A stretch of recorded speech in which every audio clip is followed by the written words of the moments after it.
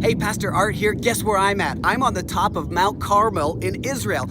We're looking over the beautiful Valley of Megiddo, where that famous battle in the book of Revelation is going to take place, that final battle.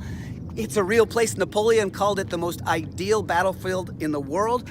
It's an east-west corridor, starts off in the Mediterranean Sea over there, runs all the way here. If you look to the right, to Jerusalem, that's where we're going to head in a couple days, going to the Sea of Galilee. There was a famous ancient corridor that ran along here.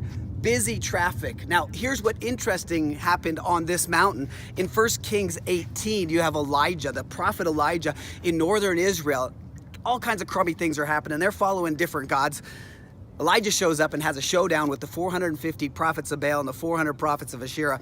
And he shows up with these 850 prophets, and he says, look, I'm going to show you that God is God and he's still on the throne and he's still powerful. And he has a competition, a showdown, if you would, I guess.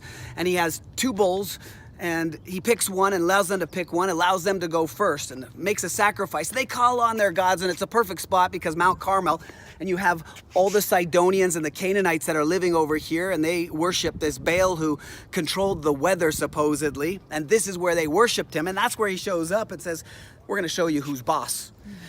And all morning they cry out, nothing happens. And then guess what? He goes and he says, look, I'm going to show you something. I'm going to take it to the next level. And they douse it 3 times with water. It fills all that area up with water. And then you know what happens after that?